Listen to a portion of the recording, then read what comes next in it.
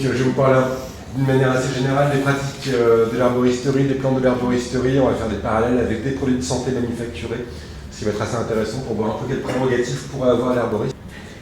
Alors, on compte à peu près 450 000 espèces végétales en comprenant les algues, et il y a des estimations assez nombreuses sur le nombre d'espèces végétales qui sont utilisées pour soigner. Et les auteurs sont à peu près sur un consensus de 28 000, 30 000 espèces qui sont utilisées à travers la planète pour le soin. Et donc on va refaire un tout petit aperçu historique. Donc on peut considérer qu'on utilise des plantes certainement depuis avant l'émergence de l'espèce humaine, avec des phénomènes de sélection par le goût notamment, et avec des choix. Des choix alimentaires particuliers dans des situations particulières de la vie où les individus sont malades. Donc on sait que les grands singes, par exemple, quand ils ont des parasitoses, ils vont aller manger des plantes en particulier. Alors on a des traces extrêmement anciennes de l'utilisation des plantes médicinales, et en fait les premiers textes écrits qu'on connaît sur les différentes civilisations font état d'utilisation de plantes, avec par exemple cette tablette sumérienne qui est le plus ancien document médicinal qu'on connaisse, qui date d'il y a 5000 ans, avec en cunéiforme une liste de plantes qui a été partiellement traduite. Et puis des papyrus médicinaux extrêmement connus aussi, qui ont à peu près 3500 ans. Donc ça c'est pour notre partie du monde, mais si on va du côté asiatique, il y a des traditions très anciennes. La médecine chinoise s'est formalisée il y a à peu près 2200 ans.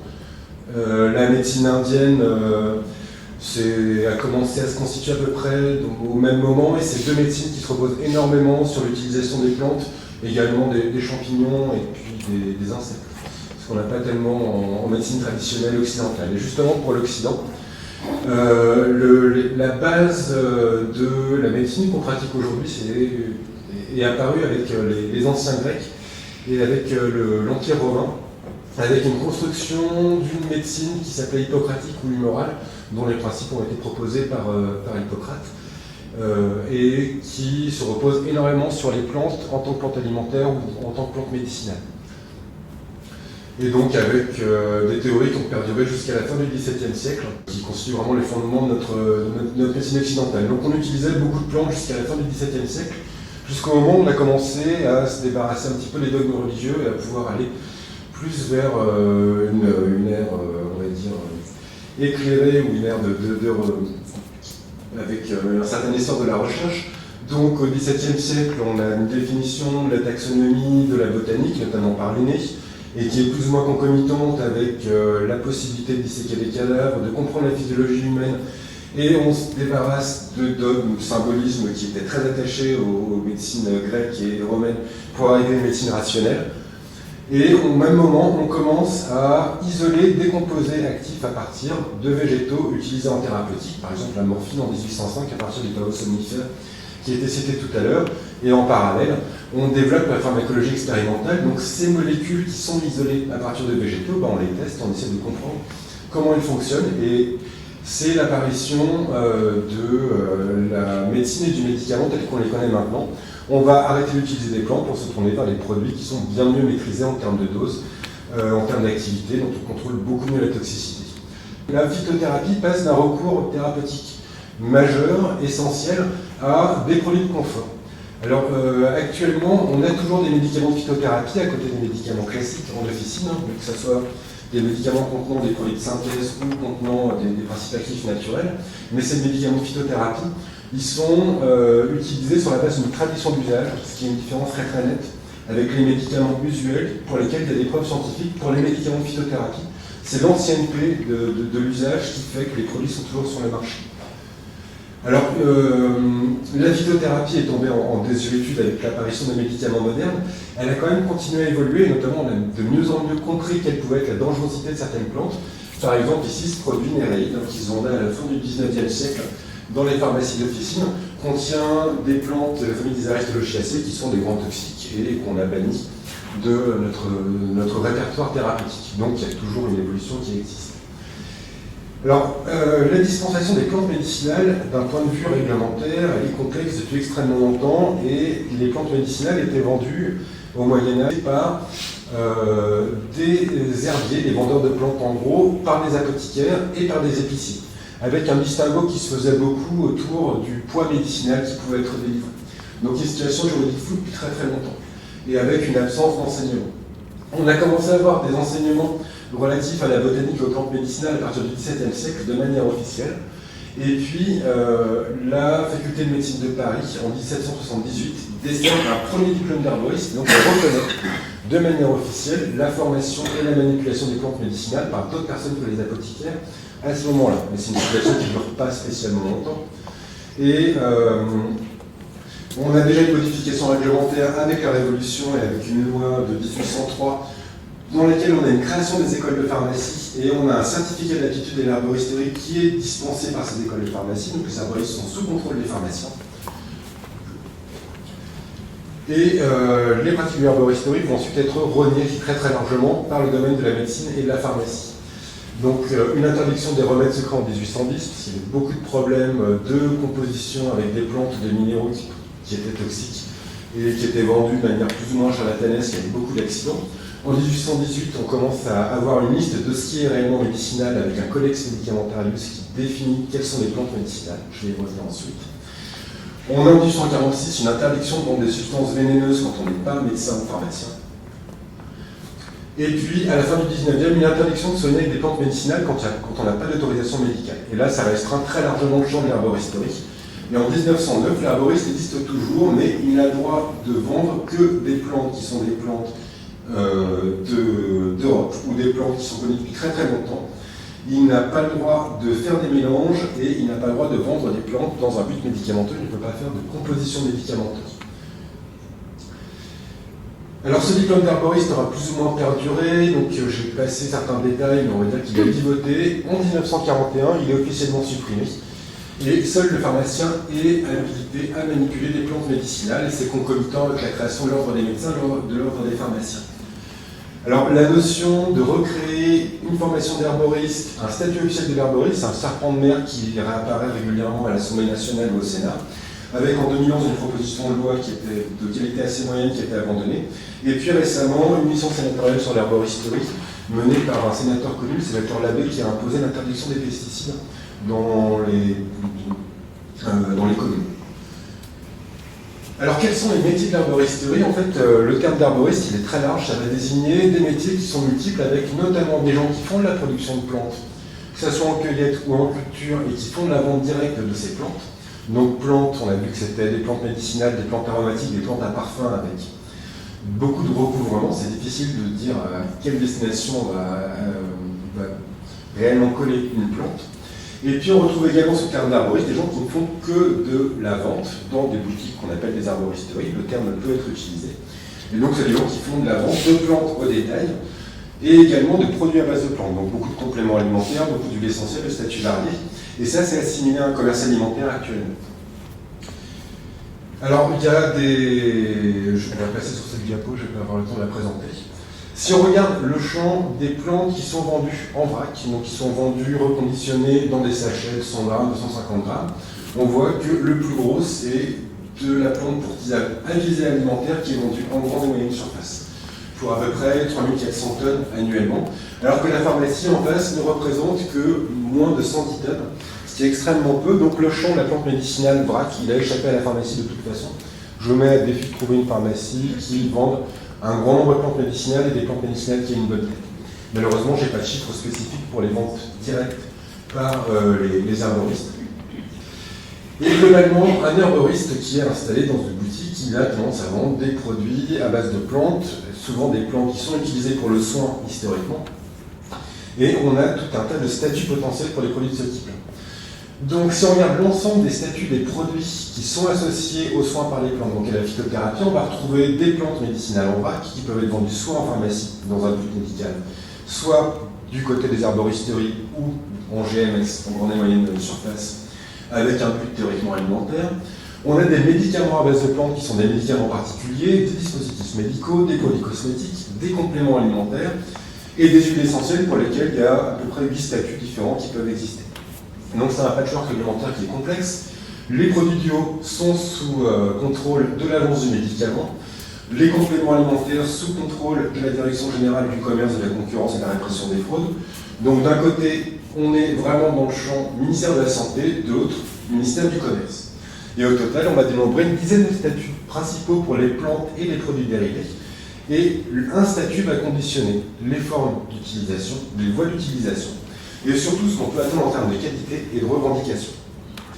Alors quand on compare les marchés pour ces différents produits, des médicaments à base de plantes, on a actuellement 50 sur le marché français, parce que c'est cher de produire un médicament. Et les compléments alimentaires, il y en a 1000 qui sont mis pour lesquels il y a des demandes d'enregistrement chaque mois auprès de la DGCCRF.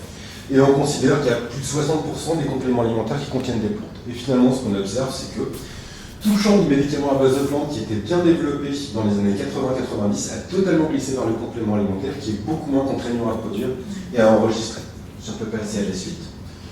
Alors j'avais préparé quelques diapos sur les productions de plantes médicinales et aromatiques en France, mais ça a été présenté par Léon, donc on va pouvoir avancer, s'il te plaît. Donc on peut également passer celle-ci. D'une manière générale, ce qu'on peut remarquer, c'est qu'il y a une production française, mais par contre, le plus gros des plantes qu'on utilise, soit de manière directe, soit dans des compléments alimentaires ou d'autres produits, ça vient d'Asie. Ça vient principalement de Chine, d'Inde, bon, ça vient également du Maroc. Et ce qu'on peut remarquer, c'est qu'il y a des gros problèmes de qualité pour les plantes médicinales sur le marché intérieur de ces pays-là, ce qui pose question quant à la qualité de ce qui arrive en France pour être transformé ou pour être vendu. Alors concrètement, pour les plantes médicinales, c'est des plantes qui peuvent être vendues avec un statut d'aliment dans certains cas. Et on a une ambiguïté entre l'utilisation alimentaire et l'utilisation pour le soin. Alors, qu'est-ce qu'une plante médicinale finalement? Je vous ai dit en début de présentation qu'il y avait à peu près 30 000 plantes qui étaient utilisées à des fins médicinales dans le monde, sachant qu'il y a 75% des habitants de la planète qui ne se soignent qu'avec des plantes ou avec de la médecine traditionnelle parce qu'ils n'ont pas accès aux médicaments. En France, une plante est considérée comme médicinale, donc utilisée dans un but médicamenteux, quand elle est inscrite sur une liste spécifique de la pharmacopée française, la pharmacopée étant un texte de loi relatif au champ de la pharmacie.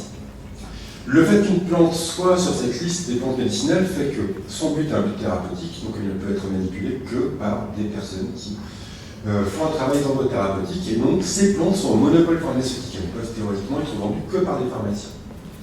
Alors ce but, c'est plutôt un but sécuritaire qu'un but de sécurité plutôt qu'un but de monopole en termes financiers.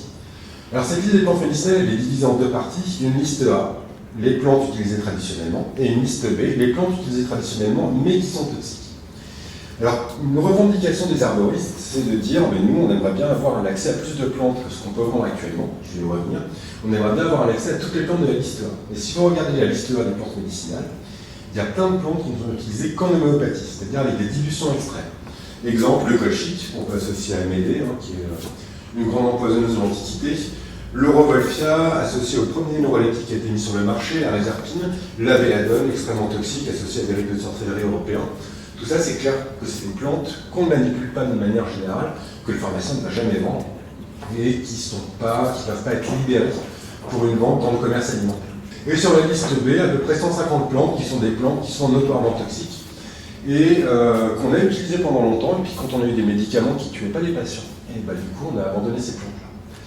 Alors parmi cette liste des plantes médicinales, on va retrouver des plantes qui sont un peu statut ambigu. La menthe, le thé, le café, le persil, l'estragon, tout ça c'est des plantes qui sont utilisées traditionnellement pour le soin, mais c'est aussi des plantes alimentaires.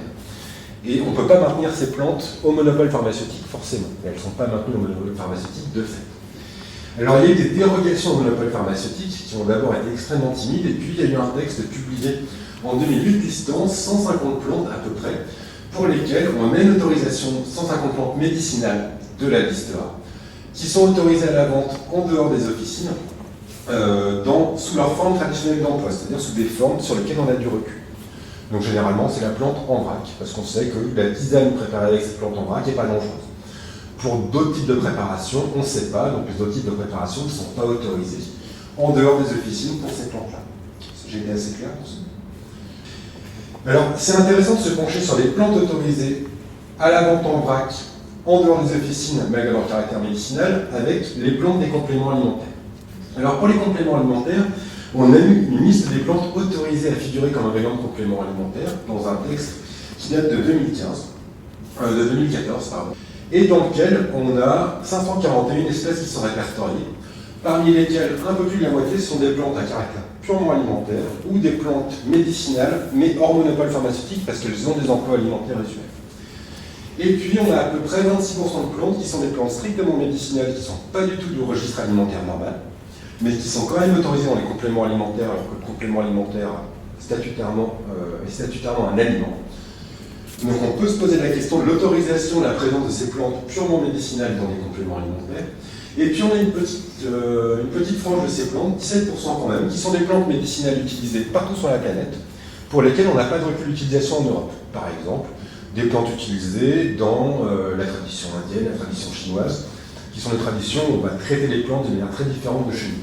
Souvent on les détoxifie, on les mélange de manière particulière, ne sont pas forcément destinés à être juste mises en gélule dans un complément alimentaire. Donc ce qu'on voit, c'est que par le biais du complément alimentaire, le monopole pharmaceutique qu'on pouvait avoir sur des plantes médicinales n'existe plus. Il s'est dissous avec la notion de complément alimentaire. Alors en fait, cette liste de 540 plantes, c'est seulement une partie de ce qui est autorisé réellement sur le marché. Un complément alimentaire, c'est un aliment, comme une tranche de jambon. Et donc, ça veut dire que ça peut circuler librement en Europe. Et donc, on a des reconnaissances mutuelles de compléments alimentaires entre pays européens. Ce qui fait que ce n'est pas 540 plantes qui sont autorisées en France, c'est à peu près 1000 plantes qui sont enregistrées dans des compléments alimentaires en France, et très majoritairement, elles sont médicinales. Alors, dans la dernière liste qui est parue, qui est une liste administrative, précise bien, le fait que les plantes soient enregistrées dans des compléments alimentaires ne préjuge pas de leur sécurité. Ce qui est quand même un problème assez particulier. Et donc ce qui nous intéresse, c'est que du côté de l'herboriste, il est extrêmement limité par rapport à ce qu'il peut vendre. Du côté du complément alimentaire, on trouve tout et n'importe quoi. Alors ça pose la question de l'extension des dérogations au monopole pharmaceutique. Il faudrait que le monopole pharmaceutique soit moins important, en tout cas que certaines plantes puissent être vendues par n'importe qui. Et ça, c'est une évidence. Lors de la mission sénatoriale que j'évoquais au début de l'an dernier, il y a un jeune pharmacien installé comme producteur de plantes dans les Vosges qui était auditionné et qui a fait le tour de toutes les pharmacies autour du Sénat pour demander du bleuet. Le bleuet, c'est une plante médicinale, mais c'est également une plante qui est au monopole pharmaceutique. Elle n'a pas été libérée par les dérogations. Réponse des pharmaciens, on n'en a pas, mais il faut aller en herboristerie pour en trouver. Et l'herboriste n'a pas le droit d'en vendre. Et vous avez pas mal de plantes comme ça qui ont été oubliées par le législateur et qui devraient pouvoir être vendues par n'importe qui parce qu'elles ne présentent pas de danger particulier. Exemple, le bleuet, le calendula, les plantains, ou encore des plantes ultramarines, je ne sais pas si vous êtes déjà allé dans les Antilles. Atumo, qui soigne tout dans la médecine créole, et puis Nazaromède sur le côté. Alors il y a des travaux en ce moment par rapport à une extension de ces dérogations au monopole. Alors on peut se poser des questions sur le positionnement de l'herboriste aussi. L'herboriste qui fait de la production de plantes et de la vente directe ou qui tient une boutique, il vend des plantes. Ces plantes, elles ont des activités biologiques.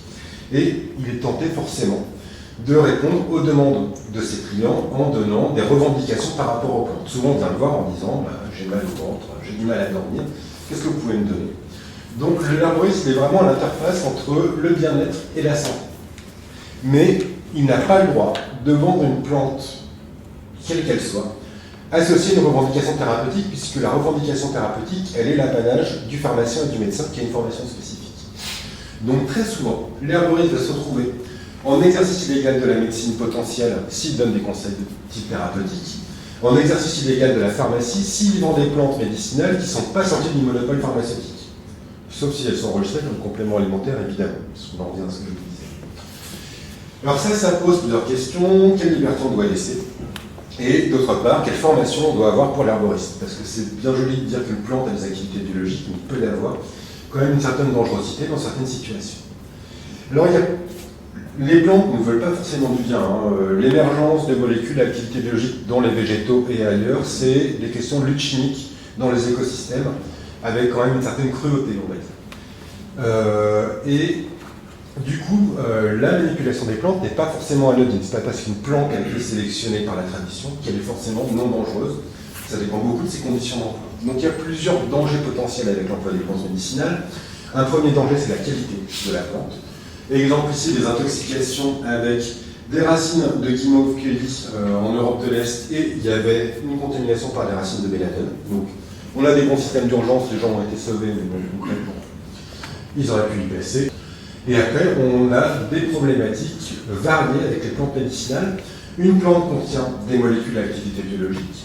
Des préparations particulières de plantes peuvent entraîner des concentrations particulières en certaines molécules. On est souvent pour l'utilisation des plantes ou des produits à base de plantes qui sont perçus comme non dangereux par le public sur de l'automédication ou sur du conseil par des non-professionnels de santé qui peuvent poser des problèmes d'interaction médicamenteuse pour lesquels on peut avoir des problèmes de population à risque, la femme enceinte, la femme allaitante, le jeune enfant, etc. Dans un contexte où très souvent on manque de données scientifiques, parce que ça n'intéresse pas tellement les scientifiques de travailler sur les plantes médicinales, surtout pour des plantes pour lesquelles on ne peut pas poser de brevet. Ça, on peut y revenir si vous voulez dans l'ordre des questions. Et donc, il n'y a aucun intérêt pour l'industrie pharmaceutique à aller faire des études spécifiques sur des plantes. Et il y a un autre problème qui ne se pose pas pour la plante en vrac, mais qui peut se poser pour le discours lors de la délivrance de la plante en vrac, mais qui va se poser pour des produits finis.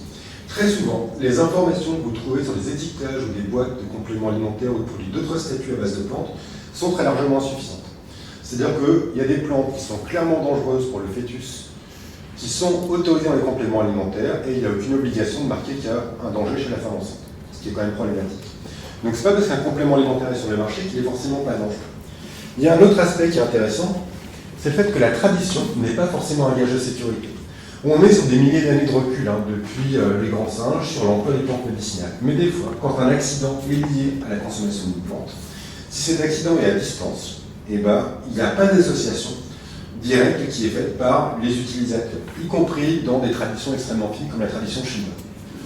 Là, j'ai un exemple ici avec un cas un peu particulier, des chenilles qui se développent sur des aristoloches dans les Caraïbes et qui sont mises à macérer dans des alcools qui froment et qui sont utilisés dans les indications thérapeutiques très variées, plutôt par voie externe, en friction sur les membres et sur les articulations.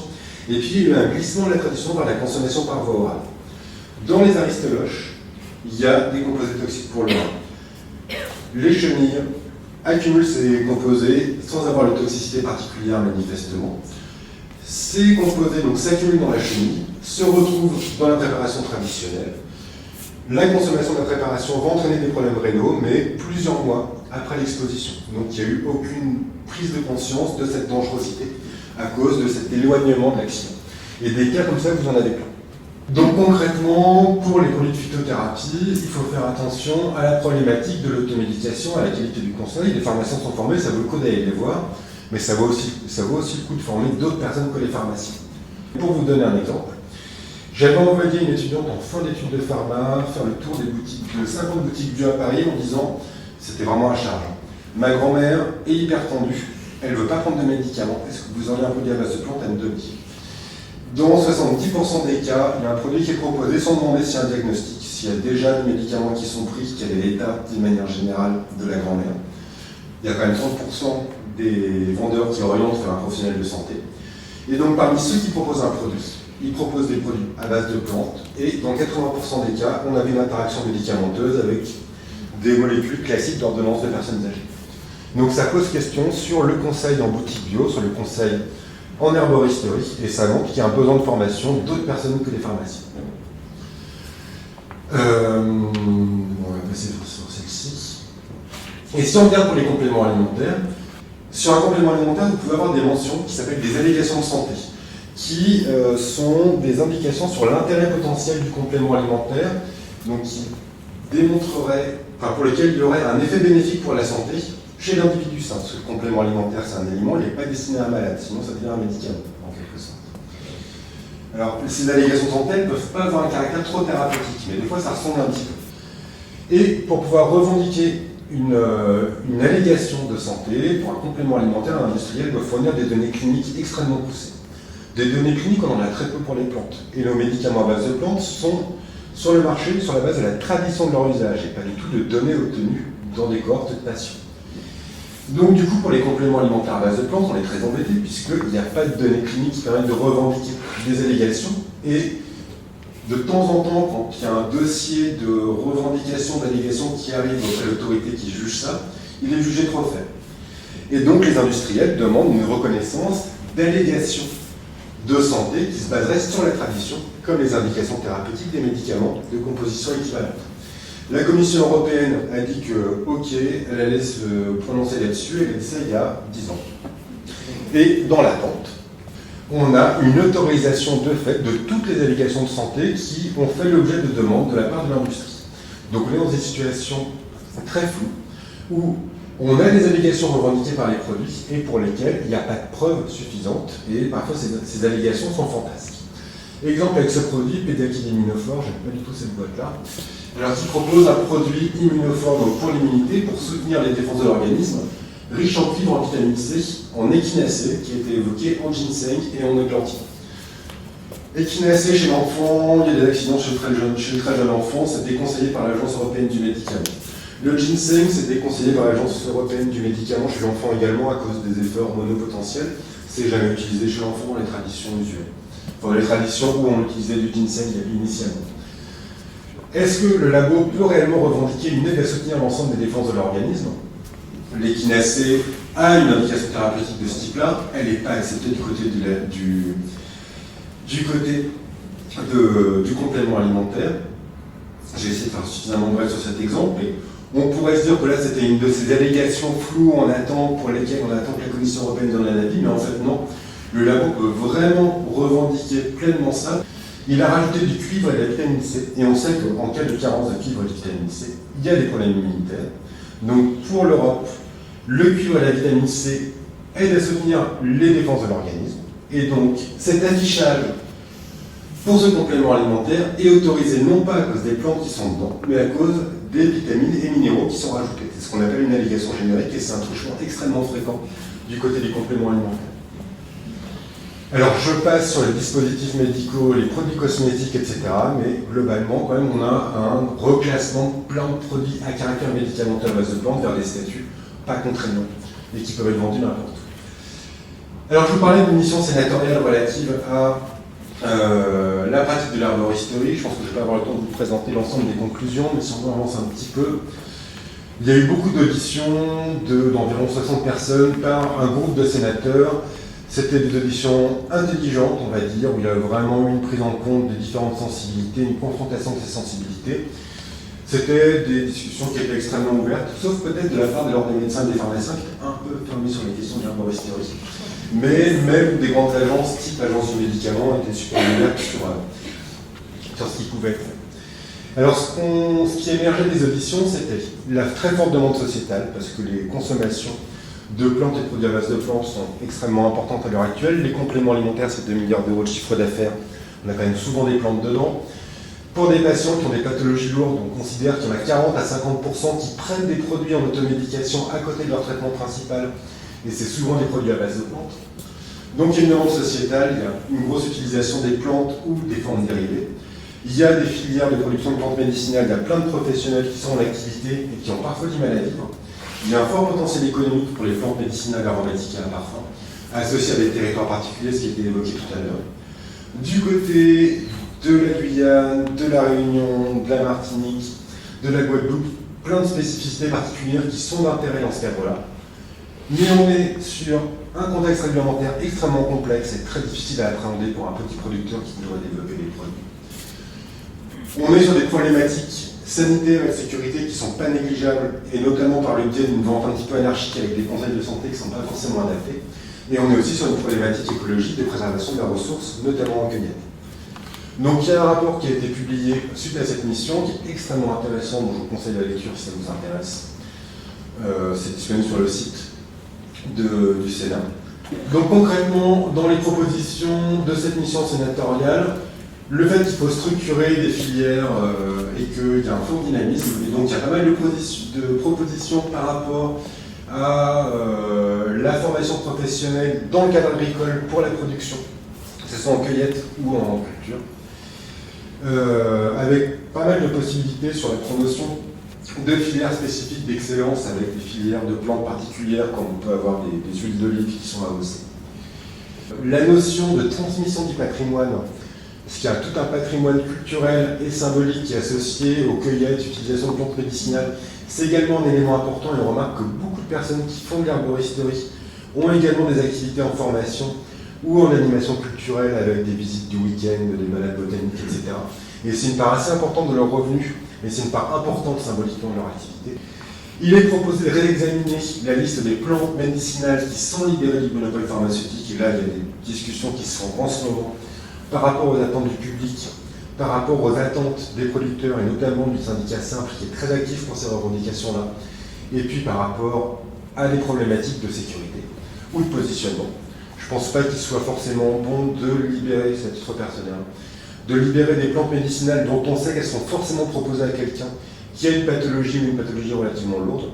Donc là, on sait qu'on est vraiment dans le domaine de la santé et plus de la frontière avec le bien-être. Donc, il y a des pincettes à prendre par rapport à ça.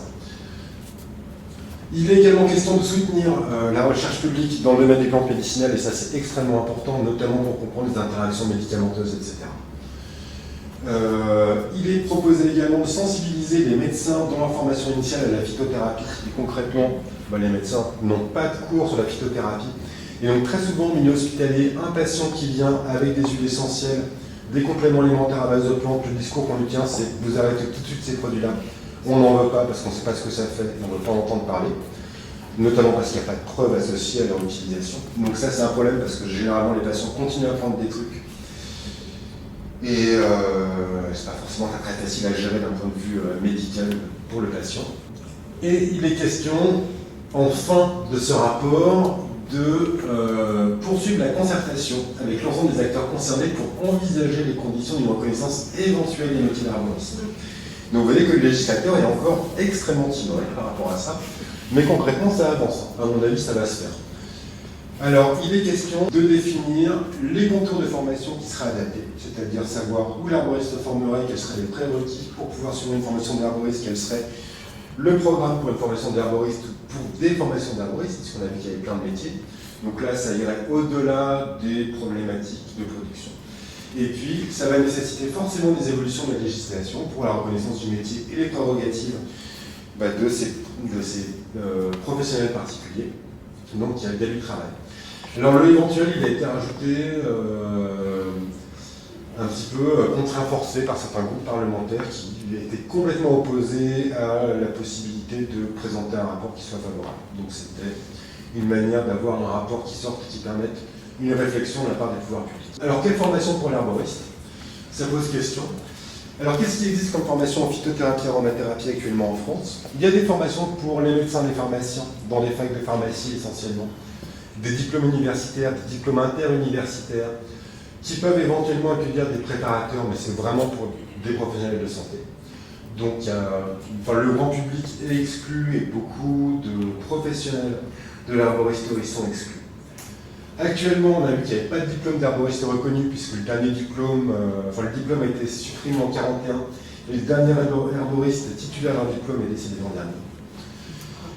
Alors, on a quand même des formations qui existent en Belgique et en Allemagne, mais les pratiques de l'arboristerie sont fort différentes des nôtres. Donc, ce qui existe en Belgique pour l'arboristerie de comptoir, c'est à peu près ce qu'on pourrait envisager pour la France. En Allemagne, on est sur des pratiques qui sont beaucoup plus médicales. Et donc, l'exemple allemand ne peut pas être suivi par rapport à notre propre paradigme de santé. Pour la Belgique, ça irait mieux. Il existe des écoles privées d'arboristerie avec des cursus très variables. Des cursus sur un week-end, des cursus sur 1 an, 2 ans, 3 ans. Donc il y a notamment une école des plantes à Paris, une école des plantes à Lyon. Je ne connais pas bien les programmes, je interagis pas mal avec ces écoles qui sont regroupées dans une association pour le renouveau de l'arboristerie, notamment pour essayer ils réfléchissent à leur référentiel professionnel pour pouvoir proposer une formation qui serait unifiée, puisque pour l'instant, c'est des cursus très divers qui sont proposés par ces différentes écoles et des programmes très très éclatés. À mon sens, c'est bien pour aller reconnaître de la plante médicinale, etc. Mais je trouve, j'ai un peu craché dans la soupe là, mais il y a une méconnaissance des données scientifiques récentes par les personnes qui enseignent dans ces écoles. Donc il y a des aspects de l'enseignement qui sont très bien et d'autres qui, moi, ne sont pas suffisamment costauds pour pouvoir se positionner dans les problématiques de santé. On trouve beaucoup de formations en ligne sur les plantes médicinales, il y a à boire et à manger. Et globalement, tout ce qui n'est pas du diplôme universitaire ou interuniversitaire, c'est non diplômant. Alors ça peut donner de l'appétence, certaines compétences, etc. Mais ça n'apporte pas une reconnaissance de diplôme. Alors il a été question à un colloque qui s'est tenu au Sénat 1 an après la publication du rapport sénatorial sur la mission arboristerie. Donc il est question de plusieurs formations qui sont mises en place ou qui se mettent en place. Alors ça, c'est une de mes collègues de la fac de pharmacie de Paris 5 qui monte une formation, avec qui je monte une formation. Et ça, Thierry Thévenin, vous connaissez peut-être, qui intervient souvent au magazine de la santé, qui est un producteur de plantes de la Creuse, qui écrit des bouquins assez phénoménaux sur les plantes médicinales et l'arboristerie. Donc ils sont en train de parler de leur formation ici. Donc Thierry Thévenin a monté, avec d'autres bonnes volontés, un enseignement spécifique pour les producteurs de plantes pour accompagner leur vente directe sur des marchés notamment. Donc vente de plantes vrac, vente de produits dérivés, puisque certains exploitants font également la transformation. Donc ça se tient dans un centre de formation agricole à Nyons dans la Drôme, et ça va être mutualisé avec d'autres centres de formation agricole. Je crois qu'il y en aura 3 l'an prochain. Le premier module s'est tenu en 2018. Il a accueilli des gens assez variés. Les intervenants étaient assez variés aussi. Et l'idée, c'était autour de la transmission des usages traditionnels et de la sécurisation de la dispensation des produits. Se monte également entre mon université et l'université Paris-Descartes, donc via les facultés de pharmacie, une licence professionnelle de conseiller spécialisé en herboristerie et en produits de santé à base de plantes. Donc là, l'idée, c'est de former sur une année, qui serait une année de licence, des personnes qui ont déjà un DEUG ou un BTS dans le domaine de la biologie ou de la santé, des diététiciens, des préparateurs, etc. Donc là, on ne les formerait pas du tout les aspects de production de culture, mais des aspects de reconnaissance de plantes, transformation, enregistrement de produits, vente accompagnée, pour travailler soit en pharmacie, parce que je pense qu'il y a intérêt à ce que la pharmacie reprenne un petit peu en main le flambeau des plantes et des plantes vrac en particulier, et aussi pour permettre d'avoir des arboristeries où il y aurait des professionnels qui seraient ouverts sur les notions de tradition, mais qui seraient également en fait des évolutions scientifiques dans le domaine. Donc ça, c'était les prérogatives, on va passer là-dessus, peu importe. Et au Conservatoire national des plantes à parfum médicinales et aromatiques de Milly-la-Forêt, il est également question de créer un enseignement ou de l'associer à Milly. Donc actuellement, il y a déjà des stages au conservatoire autour de différents aspects de la botanique ou de la botanique ou du jardinage. Et il serait question d'une création d'une école d'herboristerie à Milly qui serait affiliée au conservatoire, mais voilà, c'est un projet pour lequel il y a juste des études de faisabilité à l'heure actuelle. Donc en conclusion, les plantes médicinales et l'herboristerie, c'est un patrimoine qui est extrêmement important, d'un point de vue culturel, d'un point de vue biologique. C'est également un domaine qui a un fort potentiel économique, même si actuellement les petits acteurs en vivent difficilement, et en vivent souvent avec finalement l'utilisation avec un recours aux aides sociales, malheureusement. Donc il y a vraiment un besoin de reconnaissance officielle de métiers qui sont actuellement pratiqués, parce que tout le monde a le droit de vendre un complément alimentaire à base de plantes, qui peut contenir des plantes médicinales parfois extrêmement agressives, avec des activités extrêmement marquées. Beaucoup de plantes sont quand même déjà sorties du monopole pharmaceutique, et je pense que ça va encore continuer à s'étendre. Donc là, il faut vraiment qu'il y ait une reconnaissance qui permette une sécurisation des usages, c'est-à-dire que les acteurs de l'herboristerie puissent donner des conseils de santé raisonnables sans risquer de se retrouver face à un tribunal, qui puissent s'interfacer de manière efficace avec les professions de santé, qui puissent faire des déclarations au système de vigilance s'ils voient des accidents. Donc là, il y a vraiment énormément de besoins, notamment de besoins en termes de formation et d'interface entre les acteurs. Il faut s'il y a un herboriste dans une ville, il faut qu'il puisse interagir avec les médecins, les pharmaciens, et puis qu'il y ait une prise en charge globale des patients pour le bien-être du patient. Voilà, là j'avais quelques recommandations de lecture. Donc le rapport sénatorial sur l'herboristerie. Si vous vous intéressez aux emplois traditionnels de plantes et aux aspects anthropologiques de l'emploi des plantes médicinales, il y a la Société française d'ethnopharmacologie qui publie un bulletin. Il y a eu 3 numéros de ce bulletin consacrés à la phytoaromathérapie pratiquée du côté pharmaceutique ou non pharmaceutique ces dernières années. Je vous renvoie également vers les livres de Thierry Thévenin, que j'ai cité à plusieurs reprises, notamment son plaidoyer pour l'herboristerie, mais également ses bouquins sur les récoltes de plantes. Et je vous renvoie vers La plante compagne de Pierre Le Tagui, qui est un bouquin qui ouvre les yeux sur l'histoire commune des plantes et des hommes